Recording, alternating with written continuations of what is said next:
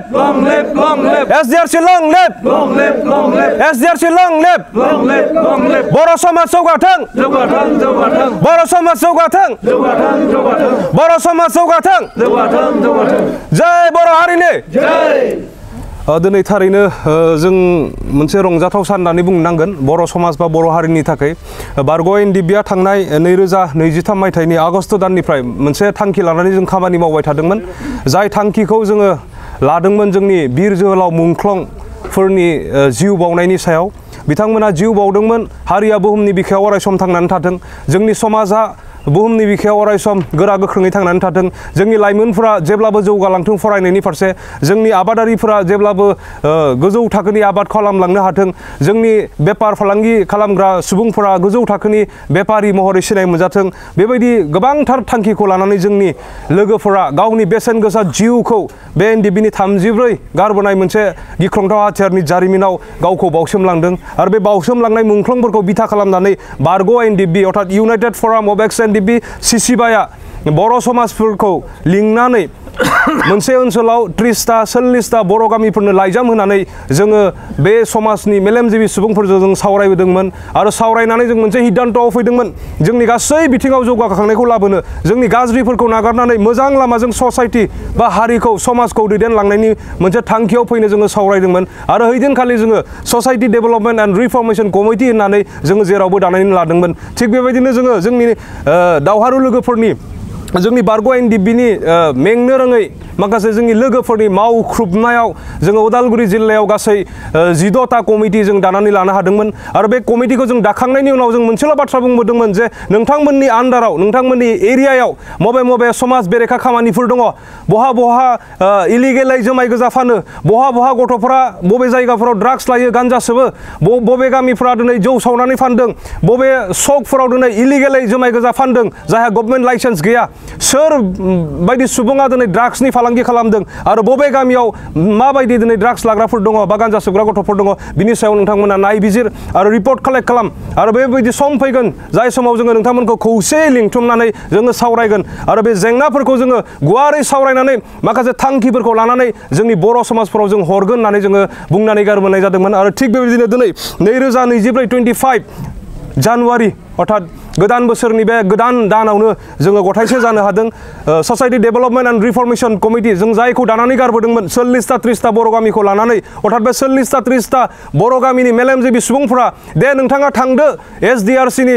आफादगिरि जादों होननानै सायख'नानै जायफोरखौ थिसनहरदों बिबान होदों आरो बेबायदि दानाय बे कमिटिजों जों दिनै फार्स्ट टाइम जों सावरायदों आरो बे सावरायमेला जोंनि गेजेराव मोजाङै रोखोम जालांदों आरो बे सावरायमेलावनो जोङो माखासे थांखिफोरखौ जों लानो हादों जोंनि समाजनि गेजेराव नुजानाय गाज्रि मुगैथाव जेंना जाय जेंनाफोरा दिनै फैबाय थानाय जोंनि भबिष्यतखौ खोमसि दिन्थिगासिनो दङ बे जेंनाफोरनि सायाव दिनै जोङो बारग' एनडिबि सिसिबाइ आरो एसडिआरसि ससाइटि डेभेलपमेन्ट एन्ड रिफर्मेशन कमिटिया सावरायलायनानै माखासे थांखियाव फैदों जिहेतु बे कमिटिनि आन्डाराव जोंनि बर' समाजफोरा बोनजानानै दङ बे बोनजानाय बर' समाजनो जोङो माखासे समाज बेंनो जोंनि बे गाज्रिफोरखौ फेजेननो मोजांखौ लानानै समाजा जाहाथे दावगानो हायो बिनि थाखाय दिनै जोङो गोथौयै जों सिन्था खालामबाय आरो सावरायलायबाय बेवहाय जोंनि जेंनाफोरखौ फोजोबनो थाखाय जोङो माखासे नियमफोर बनायदों आं बावैसो सिगां जोंनिफ्राय बुंनाय जादोंमोन जे फैबाय थानाय समाव जोङो मोजां मोनसे समाजनो बान्था होनो थांगासिनो दङ जाय बान्थाया जोंनि फरायसा फरायसुलिफोरखौ सोलोंथाइ फारसे जौगाहोलांगोन जाय बान्थाया जोंनि रांखावरि खरस नस्थ' जानाय जुवाजों नस्थ' जानायखौ माने हमथागोन जाय बान्थाया जोंनि आबाद बिथिङाव जोंनि समाजाव जौगाखांनाय लाबोगोन जाय बान्थाया जोंनि हा हुखौ रैखाथि खालामगोन बेबायदि बान्थाफोरखौ जों फैबाय थानाय समाव हरगासिनो दङ होननानै जों बुंनाय जादोंमोन थिग बेबायदिनो दिनै जोङो बे बान्थाखौ रेडि खालामदों आरो फैबाय थानाय समाव जोङो मोनफ्रोम गामिनि प्रेसिडेन्ट सेक्रेटारिनो society development and reformation committee ex NDFB सिसिबाइनि राइटिं पेडआव जोङो बे बान्थाखौ लिरनो हरगासिनो दङ आं दिनैनि तारिखाव बे प्रेस मिटनि गेजेरजों आं बेखौनो बुंनो हास्थायदों जोंनि फरायसा आरो फरायसुलिफोरखौ जौगाहोनांगौनि थाखाय बिथांमोननि सोलोंथाइखौ गोजौ मोनसे थाखोआव लांनो थाखाय जोङो माखासे थांखिफोरखौ जों लादों आरो बे थांखिखौ जों बिनि थाखाय लानो गोनां जादों जों दिनै सासे स्टुडेन्टफोरनो एडमिशन होनो हानाय परिबेयाव जों गैया सोरनोबा इउनिफर्म गांसे होनो हानाय जों परिबेयाव गैया नाथाय जों समाजाव फरायनायनि थासारिखौ सोरजिना होनो हानाय अबस्थायाव दिनैबो जों दङ आरो बेबायदि जों थांखि लादों जोंनि फरायनाय फरायसा फरायसुलिफोरनि सोलोंथाइया गोजौ थाखोआव मोनहैनांगौनि थाखाय जोङो माखासे थांखिफोरखौ लादों जोंनि समाजाव अर्थात जोंनि गामिफोराव जेसेबांखिनि छात्रफोर दङ स्टुडेन्ट जेसेबांखिनि दङ फुंनि 6टानि सिगां बै स्टुडेन्टफ्रा न'निफ्राय ओंखारनो मोना जुदि बिहा टिउसन गैयाब्ला जुदि बिहा गनायजाथाव जुदि जाहोन गैयाबा बे गावनि न'निफ्राय ओंखारनो मोना बे फरायबाबो न'आव थानांगौ बेनिफ्राय मोना 7टानि सिगां मोना 7टानि सिगां जेसेबांखिनि जोंनि हारिनि छात्रफोर दङ बिथांमोना गावनि न' लानांगौ आरो बेखौ जों मोनफ्रोम बर' गामियाव आयेन हिसाबै बनायनानै ल' हिसाबै बानायना लानानै समाजखौ बेंनांगौ होननानै फैबाय थानाय समाव जोङो लाइजामनि गेजेरजों प्रेसिडेन्ट सेक्रेटारिनो जों दैथायहरगोन आरो बेखौ खालामनानै लायोब्ला जोंहा सुबिदा जागोन दिनै जों नुदों जोंनि समाजाव बेबायदि आयेन गैयैनि थाखाय उन्दै गथ'फोरा जायफोरा स्कुलाव फरायदों जायफोरा हायार सेकेन्डारियाव फरायदों बिथांमोना दिनै गावनि फरायनायनि दायित्वखौ नागारनानै सोरबाया मबाइलजों बेस्थ' जानानै थादों फरायनांगौ समाव लामायाव बहाबा लोगोफोरजों जमा जिरायनानै गावनि फरायनांगौ समखौ नस्थ' खालामनानै लादों आरो जिबायदि सोलोंथायाव जौगानांगौ बिथांमोना बेबायदि जौगानो हायाखै सानस्लाबनो हायि बयगाव दिनै बिथांमोना माने गावनि सोलोंथाइखौ दिनै नस्थ' खालामना लादों बेयावहाय साननो गोरों गियानि गुनि सोलोंथाइ फारसे सोलोंथाइ गोनां रांखावरि गोनां धोनिमानि व्यक्ति समाजाव दिनै थायो नोंथांमोननो जोङो बे एसअपिखौ अर्थात बे नियमखौ जों हरदों जाहाथे जोंनि बे उन्दै फरायसा फरायसुलिफोरखौ गाज्रिनिफ्राय हमथानो हायो बिनि थाखाय जों स्पेसियेलि बे आयेनखौ जों बानायनाय जादों आरो मोनसे जेंना बा गोबांथार जेंनाफोर जोंनि गेजेराव नुजानानै दङ जों गासैखौबो बुंनो हास्थायाखै माखासेफोरखौ दिनै आं बुंनो हास्थायदों जोंनि गेजेराव जुवाया दिनै नुजानानै दङ बे जुवाखौ जोंनि समाजनिफ्राय फोजोबनो थाखाय एनडिएफबिफोरा गोबांथार गोदोबो खामानि मावबोदों सोरबा तास गेलेनायखौ तास जाहोबोदों सोरबा एन्डिं लिरनायखौ लिरग्राफोरखौ लाबोनानै पानिशमेन्ट होदों नाथाय जोंनि समाजनिफ्राय दिनै नाम सोलाय मुं सोलाय जुवाया जायगा मोनफैगासिनो दङ आरो दिनैनि तारिखाव जों गिख्रंथाव मोनसे नुदों मबाइलनि गेजेरजों दिनै अनलाइन गेमलिंफोरा दिनै जोंनि जायगायाव जायगा मोनदों नाथाय बे जोंहा आसाम स्टेटआव थानाय जों आसामनि सिङाव थानायखाय जोंहा खाफाल मोजां गेमलिंआ दिनै जुवाया बेन आसामाव जायफोरा बेजों लोब्बा थायो दिनै बियो आयेननि सायाव दिनै भुगिनांगौ जायो बेयावहाय दिनै जोङो जोंनि समाजनिफ्राय जुवाखौ जोंनिफ्राय गोजान खालामनो थाखाय जोंनि रां नस्थ' जानाय रांखावरिखौ हमथानांगौनि थाखाय जोङो जुवाखौ जोंनि समाज बा जोंनि ओनसोलनिफ्राय फोजोबनो जोङो माखासे थांखि बर' समाजा बेखौ लाथारनांगौ होननानै जों दिनै थांखि खालामदों आरो बे थांखियाबो मोनफ्रोम बर' गामियाव मोनहैगोन नोंथांमोना बेखौ थांखि खालामनानै लानांगौ जे जोंनि गामिनिफ्राय रावबो टिरनि एजेन्ट जानो मोना आरो मोनफ्रोमबो जुवानिफ्राय जोंनि गामिनि साफ्रोम सोद्रोमाफोरा गोजानाव थानांगौ होननानै दिनै जों थांखि लादों आरो बे थांखिखौ मोनफ्रोम बर' समाजा थांखि खालामनानै आयेन बानायनानै समाजखौ बेंनांगौ दिनै जों बेखौ खावलायदों बिनि उननिफ्राय जोङो मोनसे जिनिसखौ नुदों फेनाय मुवा दिनै पृथिबिनि बयबो सुबुङा जुमाय लोङो नाथाय बिनि गेजेरावनो दिनै पृथिबियाव जौगालांदों थ' बिथांमोना गोरों बायदियै लोंदों गावखौ नस्थ' खालामनाय बिदि जुमायफोरखौ लोङाखै जायनि थाखाय बिथांमोना जौगालांदों नाथाय जोंनि समाजाव जों माखासे लोंनायफोरखौ नुदों जाय लोंनायफोरा जोंनि फरायसाफोरखौ जौगानायाव हमथादों जाय लोंनायफोरा जोंनि मोजां मोनसे न'खरखौ धंस' खालामदों जाय लोंनायफोरा दिनै सासे बिमा आरो बिफाखौ गावनि बिसाखौ दैदेननांगौ गावनि गथ' गथायखौ बेंनांगौनिफ्राय दिनै गोजानाव दोनदों बेबायदि लोंनायखौ जों बन्द' खालामनो नागिरदों बेवहाय जोङो मोनसे बाथ्राखौ जोङो फिल्डआव रायजोनि गेजेराव हाबनानै खामानि मावनानै जों गम मोनदों जोंनि ओनसोलफोराव उइदाउट गभर्नमेन्ट लाइसेन्स जुमाय गोजा फानग्रा दखानफोर दङ गोबां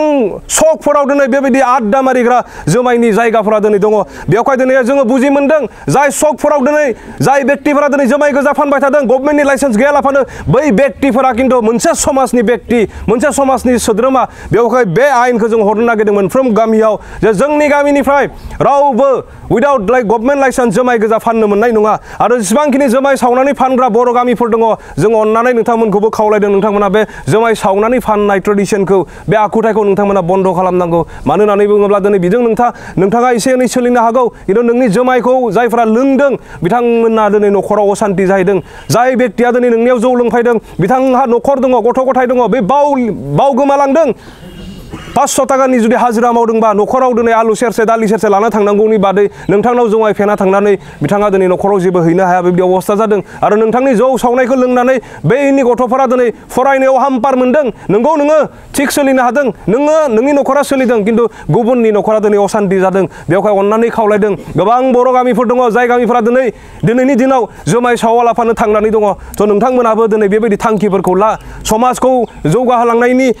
खामानियाव नोंथांमोनाबो हेफाजाब हेफाजाब खालाम दिनै जों बे ससाइटि डेभेलपमेन्ट एन्ड रिफर्मेशन कमिटिखौ जों जेब्ला दाथिंदों जों रायजो राजाफोरजों जों जेब्ला सावरायदों जों गोबां बिबुंथिफोरखौ जों खोनादों गोबां गामिया दिनै बेबायदि एग्जाम्पल जाबाय जे जोङो बेबायदि थांखि लाबाय 10 बोसोरनि सिगां 8 बोसोरनि सिगां जे जोंनि गामियाव गोदो जौ सावनानै फानोमोन जौ सावना फाननाय समाव जोङो मुगै जादोंमोन एरियायाव लेथ्रा गामि होननानै जों बेबायदि नासय जादोंमोन नाथाय जोंनि माखासे मोजां सानग्रा जों होननानै बिथांमोना फोरमायनानै लादों जोङो सिन्ता खालामदों जोंनि गामिनिफ्राय बे जुमायखौ गैया खालामनो जोङो बिराद नाजानायनि गेजेरजों जोङो 7 बोसोरनि सिगां 10 बोसोरनि सिगां जुमाय सावनायखौ जों बन्द खालामनो हाबाय दिनै जोङो मुगै जानायनिफ्राय बारग'बाय जोंनि सोलोंथाइ बिथिङाव जोङो जौगालांबाय जोंनि गामिनिफ्राय हाजारसे नार्स फरायनाय ओंखारबाय ग्रेजुवेट खालामनाय ओंखारबाय होननानै बिखा फोद्दानानै माखासे गामिफोरा जोंनो एग्जाम्पलफोरखौ होदों बेवहाय आं खावलायनो लुबैदों हायि गैया जायि जेबो गैया दिनै मोनसे बाथ्राखौ बुंनो नागिरो जोङो गोदो गोदायनिफ्रायनो खालामबोबाय जोङो बेखौ खालामाबा जों थांना थानो हाया होननानै नोंथांमोना बुंनो नागिरो बेवहाय गुरै खावलायदों जोङो जातिखौ फोथांनो लाखिनो थाखाय जिउ दान होबोदों जोंनि लोगोफोरा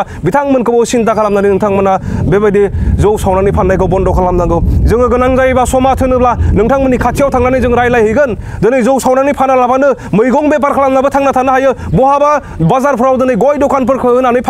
थांनानै थानो हायो बेजों दिनै नोंनि सिनायथिया साबसिनसो जाबावगोन बेवहाय गुबुन बेफारफोरखौ दिनै हम जोंनि मानसिफोरा दिनै बेफार खालामनो रोङा जायनि थाखाय दिनै गुबुनफोरा जोंनि जायगायाव बेफार खालामफैगासिनो दङ जायफोरा दिनै जौ सावनानै फानदों नोंथांमोना गोरलै गोबां खामानिफोर दङ बे गोजां बोथोराव दिनै जोंनो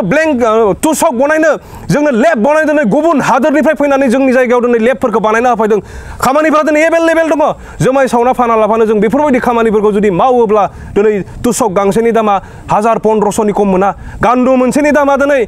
250-500नि खम नङा बेफोरखौ दिनै जों मावनो हायो जोंहा सर्सफोरा दङ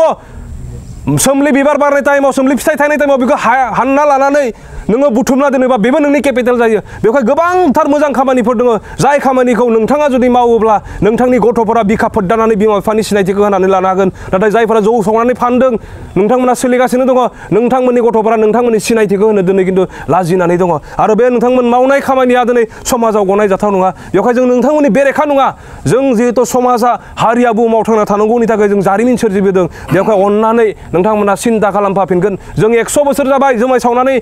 सोलिबोनाया दिनै जों जिबायदि जौगानांगौ जों जौगानो हायाखै जों नायनायनि जों सोलायनायनि जुमाय सावनानै फाना लाफानो गुबुन खामानि मावनानै जोङो बांसिनैबो जौगानो हागौ आरो जुदि जायाब्ला सावफाफिनगोन माथो दङ ट्राइ खालामनायनि बेवहाय बारग' एनडिबि आरो ससाइटि डेभेलपमेन्ट एन्ड रिफर्मेशन कमिटिया जि खावलायदों दिनै नोंथांमोना बे जिनिसखौ लाखिनांगौ बेवहाय दिनैनि बे प्रेस मिटनि गेजेरजों जोङो माखासे SOP अर्थात स्टैंडर्ड ऑपरेटिंग प्रसिडियर जोङो बर' समाजाव जों हरनो जों थांखि खालामदों आरो बे लाइजामनि गेजेरजों नोंथांमोननि गामियाव मोनहैगोन प्रेसिडेन्ट सेक्रेटारिनो जोङो लिरगोन बे लाइजामखौ मोननायनि गेजेर लगे लगेनो मास नोंथांमोननि सुबिदा आरो उसुबिदाखौ नायनानै नोंथांमोना थाबैनो बेखौ गामियाव लिगेलै माने खालामनानै लानांगौ प्रस्ताब मोनसे लानायनि गेजेरजों गामिनि प्रेसिडेन्ट सेक्रेटारिया बेबायदि आयेनफोरखौ दानांगौ जोंहा उन्दै बैसोआव जुमाय लोंनाय जोंनि गथ'फोरा ड्राग्सजों गान्जाजों नस्थ' जानानै दङ बिनि सायावबो जोङो आयेन जों बानायनानै दङ बेवहाय फैबाय थानाय समाव जोङो मोजाङै सेबखांनानै हरगोन आरो बे लाइजामा जेब्ला मोनफ्रोम बर' गामिनि प्रेसिडेन्ट सेक्रेटारिनियाव मोनहैगोन अब्ला नोंथांमोना बेखौ मास मोनसेनि गेजेराव आयेन बानायनानै नोंसोरनि जेनेरेल कमिटि मिटिंनि गेजेरजों बा धोरोम फोथायनायनि जि नियम खान्थिफोर दङ बिनि गेजेरजों सावरायलायनानै बेखौ जेरैखि जाया आयेन बानायना लानांगौ आरो जोंनि हारिखौ जौगाहोनायाव नोंथांमोनाबो जोंजों लोगोसे गसंफानांगौ होननानै खावलायदों आरो दिनैनि बे समखौ बारग' एनडिबिआ बर' समाजाव लाबोना होफैनो हानायखाय बा बे बान्थाखौ जोङो नोंथांमोननो लाबोना होफैनो हानायखाय जोङो गोजोननाय मोन्दों आरो बेबायदिनो नोंथांमोनखौ जों फैबाय थानाय समफाव जोंनि बे थांखियाव खौसेयै दावगानायाव नोंथांमोनखौ जों जेब्लाबो मोनगोन होननानै फोथायदों मानो होनब्ला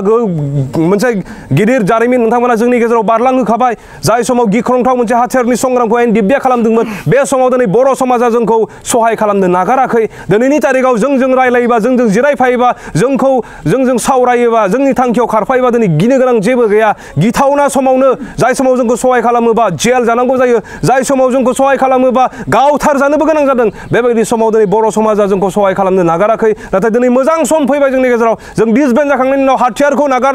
हाथियारखौ गारनानै जेसेबांखिनि सुबुंखान्थिनि नियमजों हारिखौ दालांनायनि जि लामाफोर दङ बेफोरखौ जों हमफाफिनदों जोङो लाफाफिनदों आरो बेबायदि थांखियाव जोङो बर' समाजनि गेदेरथार अननायखौ मोनगोन होननानै आसा फारिनानै दिनैनि बे प्रेस मिटखौ बेखिनियावनो फोजोबनाय जाबाय गोजोन्थों